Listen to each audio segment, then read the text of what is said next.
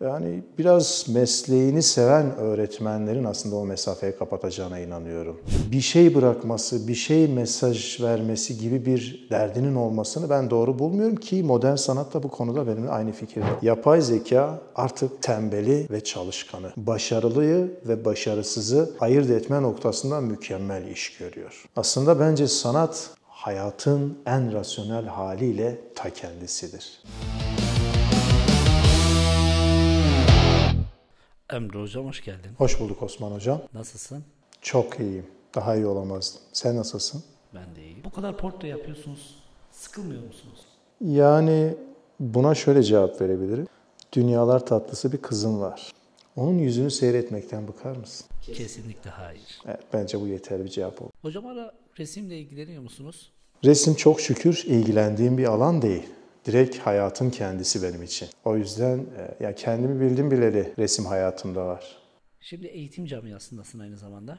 Evet. Yani ressamlık olayı benim için ayrı. Eğitim camiasında bunu meslek olarak icra etme ayrı. İkisini ayrı yere koyuyorum. Benim için önemli olan işin ressamlık boyutu. Ya kendimi orada buluyorum. Peki çocukların sanatla arasındaki mesafe nedir sence? Çocukların, günümüz toplumumuzun aslında çocuklarının şu an sanatla arasındaki mesafe maalesef toplum dinamiklerimizi eğen bir sürü nedenden dolayı çoğunlukla mahrum kaldı. Bayağı bir açılmış bir mesafe söz konusu. Yani biraz mesleğini seven öğretmenlerin aslında o mesafeyi kapatacağına inanıyorum. Bir eserin insanlarda nasıl bir duygu bırakmasını istersin? Ya sanat bir defa başlı başına hem birey için, yapan kişi, sanatçı için hem toplum için iyi, güzeli, doğruyu bulma arayışıdır. Kendini bulma da aslında arayışı, iyi, doğruyu aramanın neticesinde amacına ulaşıyor. Bu açıdan bakacak olursak insanlara sanatçıların yaptığı eserlerin bir şey bırakması, bir şey mesaj vermesi gibi bir derdinin olmasını ben doğru bulmuyorum ki modern sanat da bu konuda benimle aynı fikirde. O biraz daha çok klasik sanatın dert ettiği bir hadiseydi. Şu an ama modern sanatta herhangi bir sanat eserinin bir mesaj vermesi derdi olayı yoktur. Hissettirme olayı vardır. Bir eserin insanın duygularında bir şey hissettirmesi önemlidir. O yüzden mesela İran sineması gerçekten bu anlamda çok çok uç noktalara gitti. Biraz burada hocam senin alana girdik ama bir insan bir esere baktığında, duyduğunda, yaşadığında, hissettiğinde ve evine alıp bir yere astığında bu güzel. Bu güzel diyorsa orada içeride bir şeyler hissettirmiştir. İşte sanatın yapması gereken şey bir şey hissettirip bu güzel dedirtebilmesidir. Kendine rol model aldığın bir sanatçı var mı? Kendime rol model aldığım bir sanatçı var. İyi bir ressam. Yani tarihte de benimle aynı fikirde. Tabii Rönesans'ta, olgun Rönesans döneminde Rembrandt diye bir adam var. Hem hayatı, yaşamı, evlilik ilişki fantastik olan bir ressam. Işığın babası denilir kendisine. Çoğunlukla kendi portrelerini çizmiştir ve gerçekten o dönemin yoksunluğunda muazzam eserler ortaya çıkarmıştır. Bütünsel olarak Rembrandt kesinlikle benim idol karakterimdir diyebilirim. Sence bir sanatçının en önemli özelliği ne olmalı? Bakış açısı. Kesinlikle bakış açısı. İnsanlara bakış açısı, olaylara bakış açısı. Olayların alt metnine şeyi koyabiliriz. İşte siyasete, ekonomiye, topluma vesaire falan.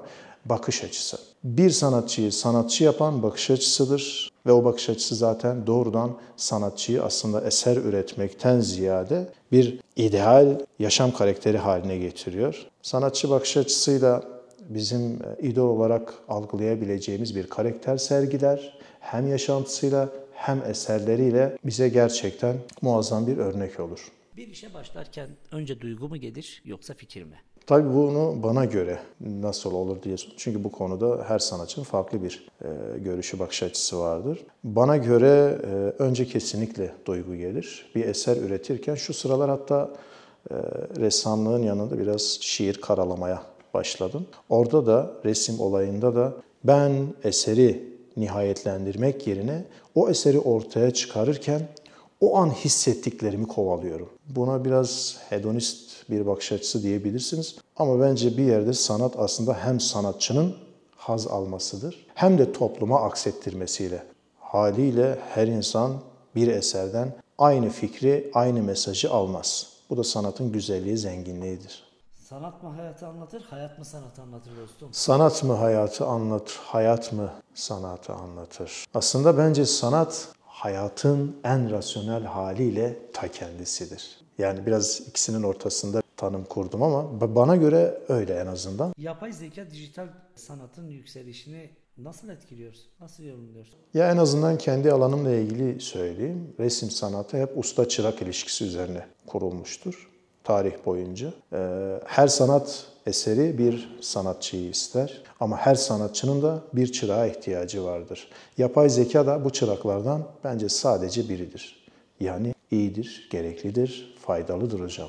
Yapay zeka bizim üretkenliğimizi, yaratıcılığımızı yani hayal gücümüzü bir yandan desteklerken bir yandan da bizden bir şey götürmüyor mu sence?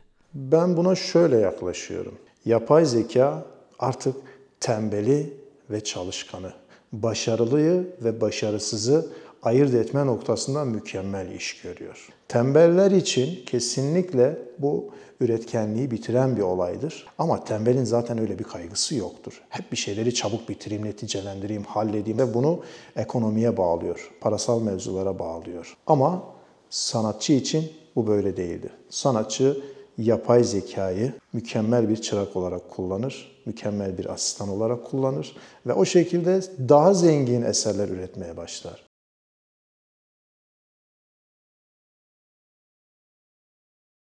Evet, klavye kahramanları maalesef günümüzde çok fazla var. Bunun önü nasıl alınır bilmiyorum. Bence alınmasına da gerek yok. Çünkü iyi olan klavye kahramanlığına bürünmeyen bünyeler zaten bir şekilde parlıyor, ışıldıyor, toplumun içinde kendini gösteriyor. Hocam sanat nedir? İşte güzel kavramı topluma göre nedir vesaire falan. İnanın bu bilgileri vermenin ötesinde bu samimi ortamı oluşturman, seninle eski yad edercesine böyle karşılıklı bir bilgi, bir fikir üzerinden alışveriş yapmamız, paylaşmamız mükemmel. Bunun için teşekkür ediyorum. Ben teşekkür ediyorum dostum. Konuş, çekinme, her söz bir iz, her fikir bir sahne, gerçeğe yakın mikrofon sende. Bu ses açık kadrajda yankılanır her yer.